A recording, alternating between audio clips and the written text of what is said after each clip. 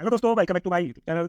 दोस्तों, आज इस वीडियो के दौरान मैं डिस्कस करूंगा इन दिनों इनकम टैक्स डिपार्टमेंट द्वारा ईमेल पर कुछ इस तरह से मेल आ रहा है।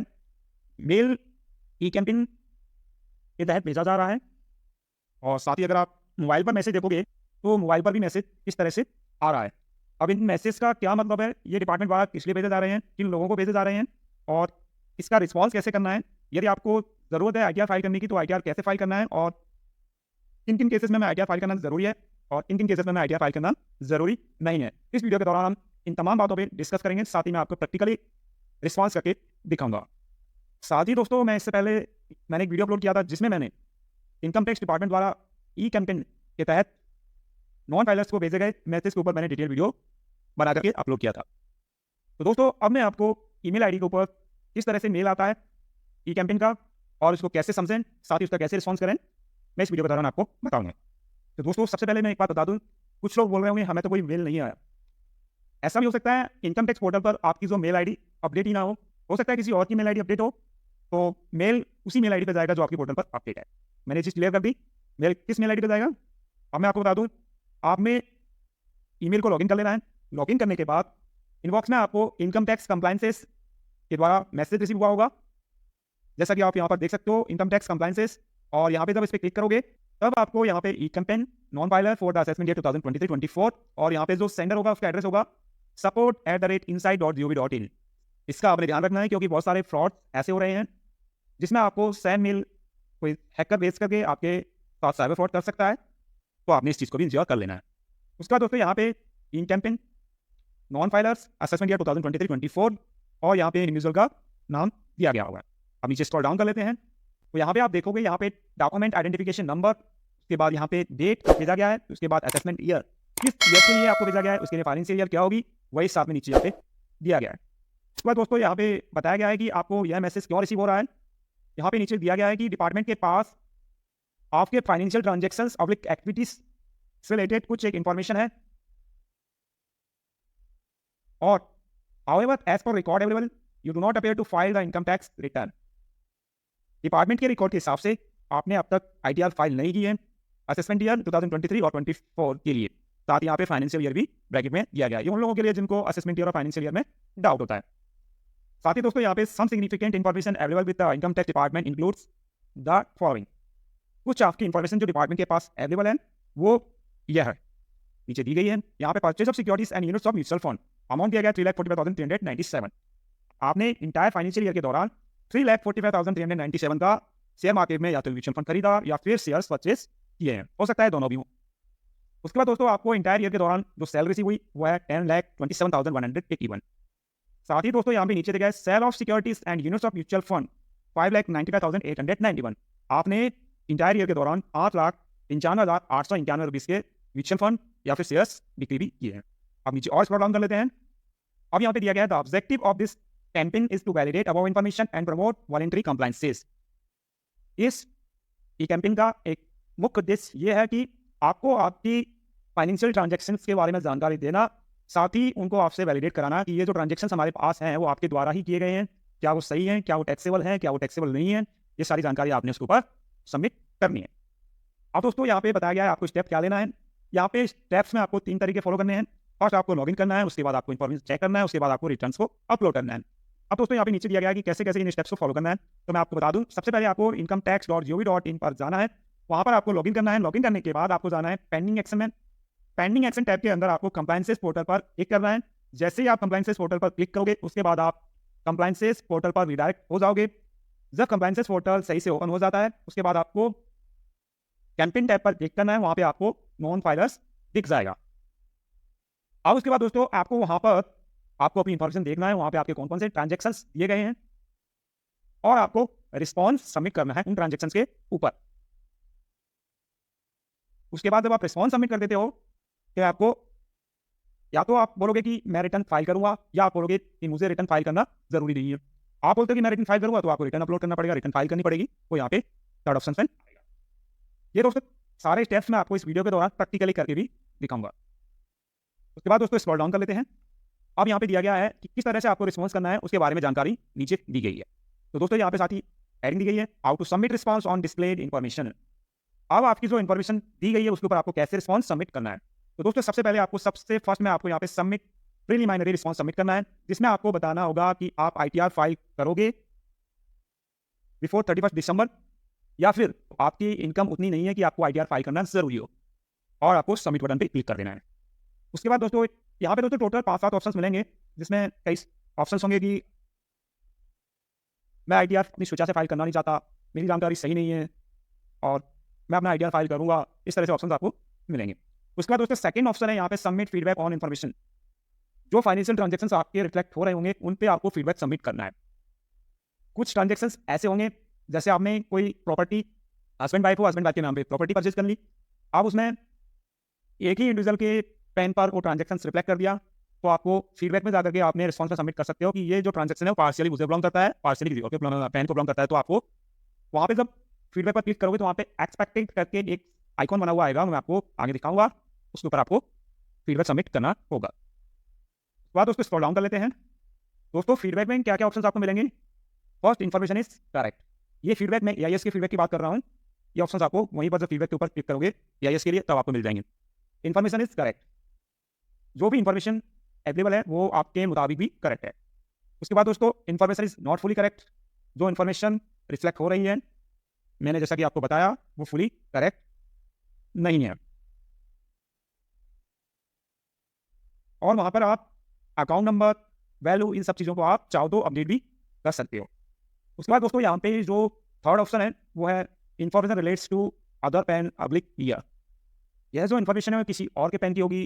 कभी कभी क्या होता है, टीडीएस डिपॉजिट करते समय आपका जो एम्प्लॉयर है उसकी गलती से उनसे किसी और का पेन डल जाए या कुछ किसी और का चढ़ा रहे थे आपका चढ़ गया, तो आप वो सारी डिटेल्स भी आप यहाँ पे सबमिट कर सकते हो। साथ ही आप बता सकते हो ये पिछले फाइनेंशियल ईयर की थी, इस फाइनेंशियल ईयर में क्यों रिफ्लेक्ट हो रही है। उसके बाद दोस्तों नेक्स्ट है यहाँ पे demat information is duplicate included in other information. जो इन्फॉर्मेशन है वो डुप्लीकेट है, इसमें कुछ और इन्फॉर्मेशन, एक्स्ट्रा इन्फॉर्मेशन इंक्लूड है, तो आपको इसमें भी आप रिस्पॉन्स सबमिट कर सकते हो कि आपको क्या लग रहा है, क्या सही होनी चाहिए। उसके बाद दोस्तों लास्ट ऑप्शन है इन्फॉर्मेशन इज डिनाइड। आपको लगता है कि ये तो ट्रांजैक्शन मुझसे कंसर्न है ही नहीं, तब आप इस ऑप्शन को ऑप्ट आउट कर सकते हो। उसके बाद दोस्तों यहाँ पे नीचे बताया गया है कि the last date of filing of income tax return for assessment year 2023-24 financial 2022-23 is 31 December 2023। आपने 31 दिसंबर 2023 लास्ट डेट है, उससे पहले आईटीआर फाइल करना है। अब जो कई सारे लोग पूछते हैं कि अगर मैं रिस्पॉन्स नहीं करूंगा तो क्या होगा, तो यहाँ पे उसी के बारे में बताया गया what happens if you do not file return और submit response. If you do not file return by due date और submit response on information, proceedings under the income Tax Act 1961 may be initiated to determine your income and tax liability। दोस्तों यदि आप response submit नहीं करते हो, आप ITR file नहीं करते हो, तो आपके अगेंस्ट प्रोसीडिंग स्टार्ट हो जाएगी और जितना आपका टैक्स बन रहा है उतना आपसे टैक्स वसूला जाएगा with penalties. Please ignore if the return has already been filed और response has already been furnished on compliances portal. उसके बाद दोस्तों यहाँ पे बताया गया है यदि आपने आईटीआर फाइल कर दिया है तो आप इस मैसेज को इग्नोर कर दें, और नीचे अंत में इनकम टैक्स डिपार्टमेंट का नंबर दिया गया है। आपको कुछ गाइडलाइन चाहिए तो फ्रिक्वेंटली आस्क्ड क्वेश्चंस वगैरह भी आपको कंप्लायंसेस पोर्टल पर मिल जाएंगे, उसके बारे में बताया गया है। तो दोस्तों अब तक हमने देखा कि किस तरह से हमें मेल रिसीव होता है, उसको कैसे समझना है।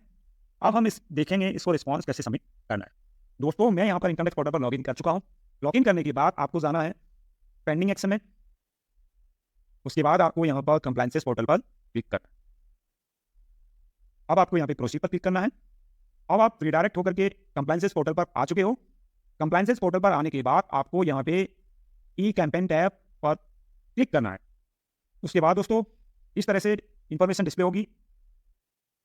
अब आपको यहाँ पे स्क्रॉल डाउन करना है। उसके बाद दोस्तों आपको यहाँ पर ई कैंपेन लिस्ट के अंदर आपको डिपार्टमेंट आइडेंटिफिकेशन नंबर, टाइप, यहाँ पे ई कैंपेन टाइप 3 टाइप्स के होते हैं मोस्टली।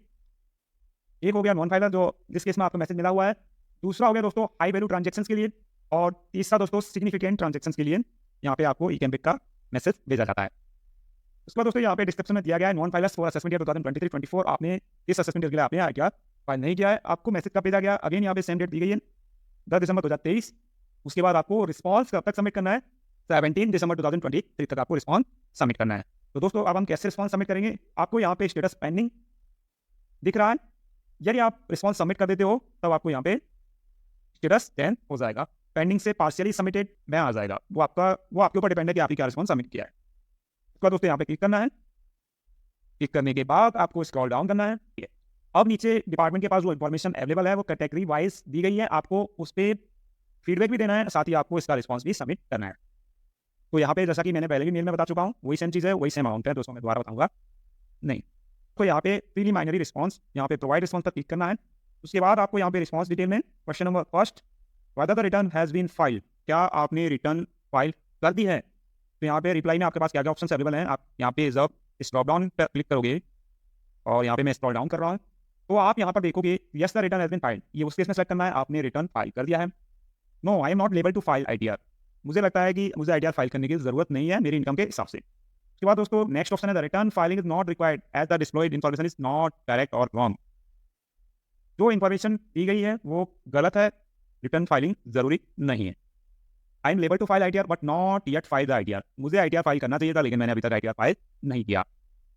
उसके बाद दोस्तों the return filing is required but the displayed information is only partially correct, यहाँ पे जो रिटर्न फाइलिंग करनी चाहिए थी मेरे को, लेकिन जो इन्फॉर्मेशन दी गई है वो कुछ करेक्ट है कुछ करेक्ट नहीं है। तो मेरे केस में दोस्तों यहाँ पे I am able to file ITR but not yet file the ITR पर मैं चेक करूँगा। उसके बाद अब मेरे से रीजन पूछ रहा है आपने आईटीआर क्यों फाइल नहीं किया अभी तक, तो रीजन में दोस्तों मैं बता दूं, यहाँ पे I M in the process of filing my ITR and will be filing it shortly, मैं अपना आईटीआर को जल्द से जल्द फाइल कर दूंगा।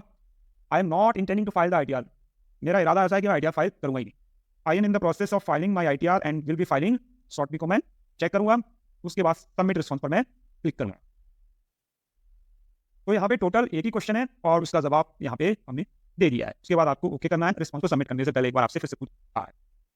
अब जो आपने रिस्पॉन्स सबमिट किया है उसकी डिटेल पीडीएफ जब आप एक्टिव हिस्ट्री के ऊपर क्लिक करोगे तो डाउनलोड कर सकते हो। यहाँ से आपको पीडीएफ डाउनलोड करना चाहो तो आप कर सकते हो, आप डाउनलोड कर लेना, उसमें कुछ भी नहीं, ज़्यादा कुछ भी नहीं आता, उसमें सिर्फ ये आता है कि मैं बाद में रिटर्न फाइल करूँगा, जो आपने रिस्पॉन्स सबमिट किया है वही क्वेश्चन आपका वहाँ पे आ जाएगा, तो यहाँ से आप उसको भी डाउनलोड कर सकते हो। अब दोस्तों फीडबैक कैसे सबमिट करना है इसके लिए मैं आपको बता दूँ, यहाँ पे आपको अगेन ई कैंपेन पे जाना है, फिर से स्क्रॉल डाउन करना है और यहाँ पर क्लिक करना है। उसके बाद स्क्रॉल डाउन, के बाद प्रोवाइड फीडबैक इन ईआईएस, के बाद ओके। तो दोस्तों जैसे ही आप ओके को क्लिक करोगे उसके बाद आप ईआईएस टैब में आ जाओगे। ईआईएस टैब में आपको यहाँ पर इंडिविजुअल की इन्फॉर्मेशन होगी, आपको यहाँ पर इस चीज़ का ध्यान रखना है, यहाँ पे आपकी फाइनेंशियल ईयर करेक्ट सेलेक्ट होनी चाहिए। उसके बाद दोस्तों स्क्रॉल डाउन करना है, अब यहाँ पे पार्ट बी आ जाएगा। पार्ट ए के अंदर आपकी खुद की इन्फॉर्मेशन होती है, पार्ट बी के अंदर आपके जो भी फाइनेंशियल ट्रांजेक्शन होते हैं वह इन्फॉर्मेशन होती है, चाहे वो आपका पेमेंट ऑफ टैक्सेस हो, चाहे वो आपका एसएफटी हो, स्पेसिफाइड फाइनेंशियल ट्रांजेक्शन, चाहे वो आपकी डिमांड या रिफंड, वो सारी इन्फॉर्मेशन आपको इसमें मिल जाए। यहाँ पर आप देख रहे होंगे यहाँ पे 3 ट्रांजेक्शन हो रहे हैं, 2 डिविडेंड के, 1 सैलरी का। तो दोस्तों यहाँ पे सिर्फ सैलरी के ऊपर यहाँ पे ई का सिंबल बना हुआ आ रहा है और यहाँ पर आपको फीडबैक सबमिट करना है, यानी कि इस ट्रांजेक्शन के ऊपर आपको रिस्पॉन्स सबमिट करना है, आपको रिप्लाई करना है, आपको फीडबैक देनी है। तो आपको इसके ऊपर क्लिक कर लेना है। उसके बाद दोस्तों आपको यहाँ पे बल्क फीडबैक के ऊपर क्लिक करना है। तो दोस्तों यहाँ पर आपको सारे क्वार्टर्स को सिलेक्ट कर लेना है। सभी क्वार्टर्स को सिलेक्ट करने से पहले मैं आपको एक चीज़ सजेस्ट करूँगा, आपने अपनी जो सैलरी इनकम है वह आपको फॉर्म 16 से एक बार मैच कर लेना है कि क्वार्टर वाइज सही रिफ्लेक्ट हो रही है या नहीं रिफ्लेक्ट हो रही है।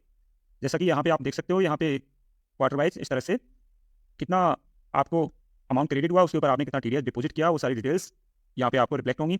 आपने यहाँ पे सीधा क्वार्टर को सिलेक्ट करना है। यदि आपको लग रहा है कि किसी में वेरिएशन है तो आप सिर्फ उसी को सिलेक्ट करिए, उसके बाद आप कंटिन्यू पर क्लिक करेंगे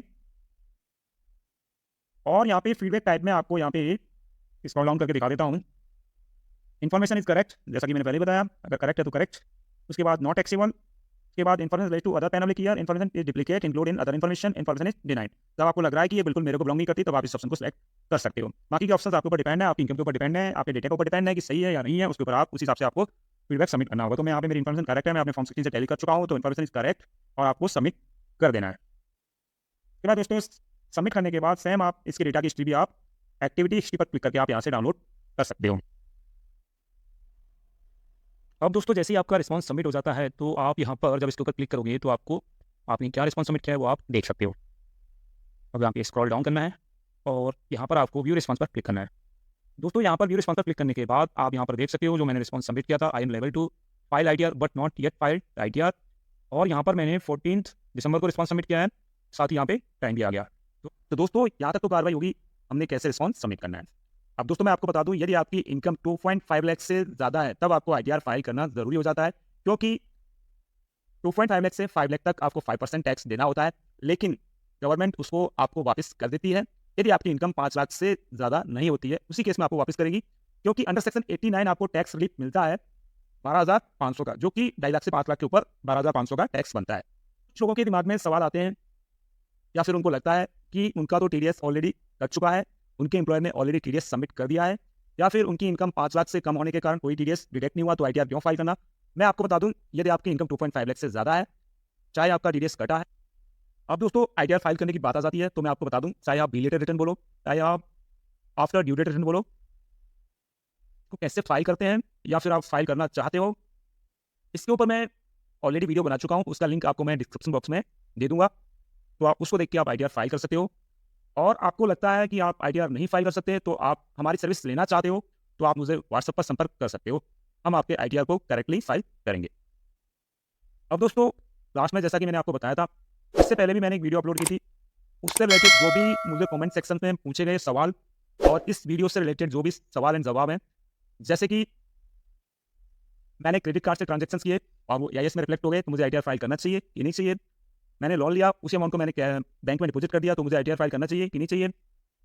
मैं दोस्त से पैसा लिया, मेरे बैंक अकाउंट में पैसा आया, मुझे आईटीआर फाइल करना चाहिए कि नहीं चाहिए। मैं इंडियन रेसिडेंट नहीं हूँ, मैं विदेश में जॉब कर रहा हूँ, मुझे वहाँ से इनकम हुई है, मुझे आईटीआर फाइल करना चाहिए कि नहीं चाहिए। मैंने ज़मीन बेची, उसका पैसा मिला, मुझे आईटीआर फाइल करना चाहिए या नहीं चाहिए।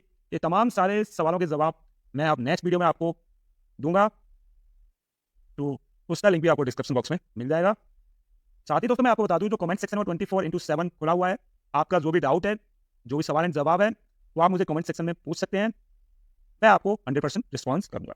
आई होप ये वीडियो आपको अच्छी लगी होगी। यदि आपको वीडियो अच्छी लगी तो चैनल को सब्सक्राइब कीजिए, वीडियो को लाइक कीजिए और अपने दोस्तों के साथ शेयर कीजिए। थैंक यू दोस्तों, फिर मिलेंगे नई वीडियो के साथ, तब तक के लिए टाटा और बाय बाय।